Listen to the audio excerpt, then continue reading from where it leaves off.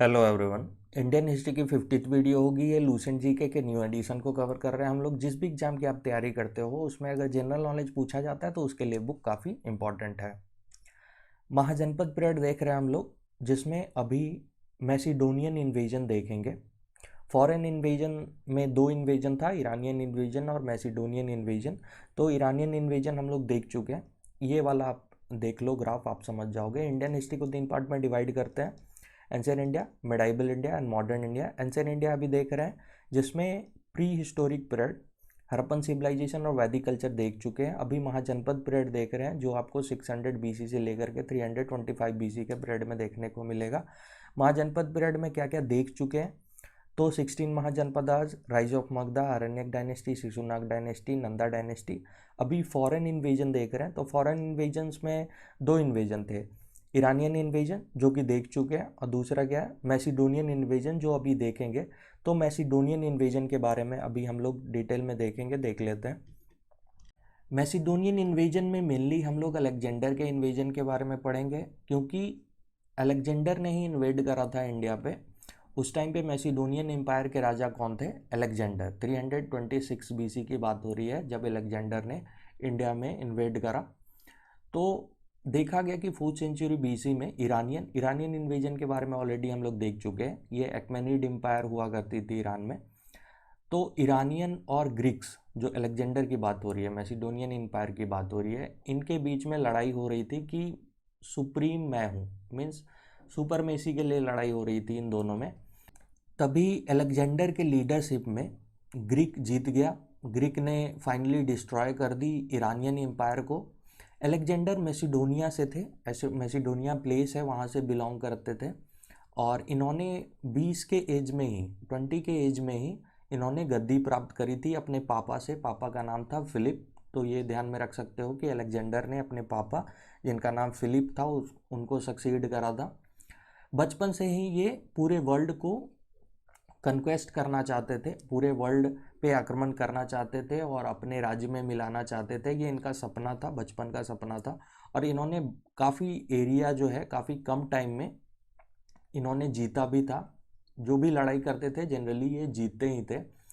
इन्होंने फिर क्या करा, ये इंडिया की तरफ भी बढ़े। इंडिया में जब इन्होंने स्टेप आगे की तरफ बढ़ाया तो काबुल वैली और हिली एरिया जो थे नॉर्थ वेस्ट फ्रंटियर के, उसको इन्होंने क्या करा, कन्क्वायर करा। और ये पहुंच गए ओहिंद नियर अटॉक, ये प्लेस है। तो 326 बीसी में ये ओहिंद के करीब पहुंच गए। तक्षशिला और अभिसारा के जो रूलर थे, इन्होंने हार मान ली अलेक्जेंडर के सामने, इन्होंने सबमिट कर दिया। लेकिन पुरु किंगडम के जो राजा थे, ये मैप में देखो आप, तक्षशिला के साउथ ईस्ट में देखोगे तो पुरुवाज या फिर पुरु किंगडम थी, वहाँ के रूलर थे पोरस। इन्होंने मना कर दिया, बोला कि मैं हार नहीं मानता अलेक्जेंडर से। तब अलेक्जेंडर ने क्या करा, झेलम नदी को क्रॉस करी इन्होंने। झेलम रिवर जो था उसको क्रॉस करने के बाद ही पुरु किंगडम आता था। अगर आप वेस्ट से आ रहे हो तो झेलम क्रॉस करना ज़रूरी था। झेलम जो है वो इंडस रिवर की ट्रिब्यूटरी है। तो झेलम रिवर को अलेक्जेंडर ने क्रॉस करा और फिर पहुंच गए पुरु किंगडम में। और फिर लड़ाई हुई, बैटल ऑफ वितस्ता जिसको कहते हैं, अलेक्जेंडर और पोरस के बीच में लड़ाई हुई। तो ये आप ध्यान में रख सकते हो कि बैटल ऑफ वितस्ता में अलेक्जेंडर और पोरस के बीच में लड़ाई हुई थी। अलेक्जेंडर ने हरा दिया पोरस को, लेकिन अलेक्जेंडर काफ़ी इम्प्रेस हुए। इन्होंने बोला कि भाई तू तो बहुत बहादुर है, काफ़ी बहादुरी से तूने लड़ाई करी। तो इन्होंने रिस्पेक्टफुली फिर से गद्दी जो है वो पोरस को सौंप दी और फिर वो आगे की तरफ बढ़े। तो ये बैटल ऑफ बितस्ता को आप ध्यान में रख सकते हो। बैटल ऑफ बितस्ता को बैटल ऑफ हैदेस्पेस भी बोलते हैं, ग्रीक में झेलम को जो है वो हैदेस्पेस बोला जाता है। तो ये आप ध्यान में रख सकते हो। ये 326 बीसी के करीब झेलम के नियर जो है लड़ाई हुई थी। और इस तरह से इंडियंस जो है वो डिफीट हो गए, वो हार गए डिसयूनिटी के कारण।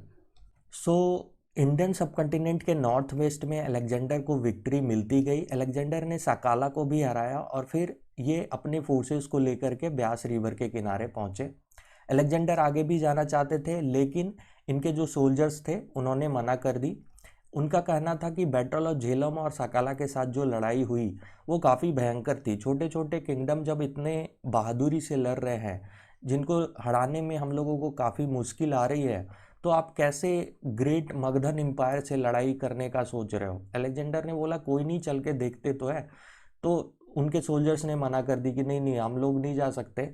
नंदा डायनेस्टी उस टाइम पे रूल कर रही थी, आप लोगों को पता है, मगधन एम्पायर में। उस टाइम जिस टाइम पे अलेक्जेंडर का अटैक हुआ, जिस टाइम पे अलेक्जेंडर पहुंचे ब्यास रिवर के किनारे, उस टाइम पे मगधन एम्पायर में नंदा डायनेस्टी रूल करती थी। तो नंदा के बारे में इन लोगों को, उनकी जो आर्मी थी अलेक्जेंडर की, उनको जानकारी हो गई कि भाई नंदा डायनेस्टी तो काफ़ी पावरफुल डायनेस्टी है।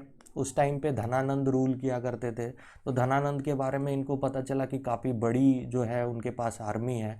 तो इनके तो पतलून गीले हो गए, तो उन्होंने मना कर दिया। उन्होंने बोला कि मैं नहीं जाऊंगा। तो अलेक्जेंडर बोला ठीक है, बिना आर्मी के जा नहीं सकता। तो उनको क्या करना पड़ा, लौटना पड़ा। और लौटने से पहले उन्होंने कुछ एडमिनिस्ट्रेटिव अरेंजमेंट बनाए, क्योंकि जो भी एरिया वो कैप्चर उन्होंने करा था, उसके लिए उन्होंने कुछ लोगों को, कुछ बंदे को बोला कि चलो तुम यहाँ पे रूल करो, मैं तो जा रहा हूँ। तो सितंबर 325 बीसी में वो चले गए, लौट गए। और जब वो पहुँचे बेबीलोन पहुँचे वो कब, 323 बीसी में। तो उस टाइम पे उनकी एज 33 थी। तो बेबीलोन पहुँचने के बाद उनकी क्या हो गई, डेथ हो गई। नाउ अलेक्जेंडर के इन्वेजन के इफ़ेक्ट्स देख लेते हैं। अलेक्जेंडर ने लैंड और सी रूट दोनों ओपन कर दिए। इससे इंडिया और यूरोप के बीच की दूरी जो है वो घट गई। अलेक्जेंडर के इन्वेजन के कारण इंडो बैक्टेरियन और इंडो पार्थियन स्टेट इस्टेब्लिश हुआ, जो बाद में जाकर के इंडियन जो आर्किटेक्चर है वो इन्फ्लुएंस हुआ इस कारण से। जैसे आप गंधरा स्कूल ऑफ स्कल्पचर देखते हो, एस्ट्रोनॉमी, क्वाइनेज, ये सारे जो है ये इन्फ्लुएंस है कहाँ से, इंडो पार्थियन और इंडो बैक्टेरियन जो स्टेट्स थे उससे। तो ये भी आप एक इफेक्ट काउंट कर सकते हो। इन्वेजन के कारण, अलेक्जेंडर के इन्वेजन के कारण इंडियन जो पॉलिटिशियन थे उनको लगा कि भाई यूनिफाइड एम्पायर जो है वो ज़रूरी है। जैसे मगधन एम्पायर की अगर बात करें तो एक डायनेस्टी रूल कर रही थी, एक राजा रूल कर रहे थे, यूनिफाइड था। और इंडियन सब कंटिनेंट के नॉर्थ वेस्ट में उस टाइम पे क्या था, डिसयूनिटी थी। तो उसका फ़ायदा जो है वो फॉरेन जो रूलर रहे, फॉरेन जिन्होंने अटैक करा, वो फ़ायदा उठा सकते हैं। तो यूनिफिकेशन और यूनिफाइड एम्पायर का जो इम्पोर्टेंस है वो इंडियन पॉलिटिशियन को पता चल गया। तो ये भी एक इफ़ेक्ट है।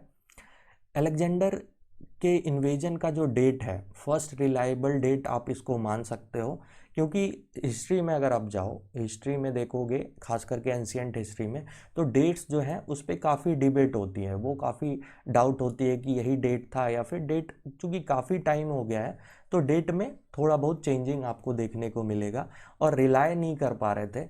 लेकिन अलेक्जेंडर का जो डेट है, इन्वेजन का जो डेट है, ये फर्स्ट रिलायबल डेट बन गया इंडियन हिस्ट्री में, और उसके थ्रू क्रोनोलॉजिकल जो डिफ़िकल्टी है उसको सॉल्व करने में मदद मिली। तो ये भी वन ऑफ द इफेक्ट आप काउंट कर सकते हो। So this was for today. अगर अच्छा लगा तो आप लाइक कर सकते हो, बाकी कमेंट करके आप बता सकते हो। कुछ सजेस्ट करना चाहो तो आप सजेस्ट भी कर सकते हो। और अपना ध्यान रखिए। बाय।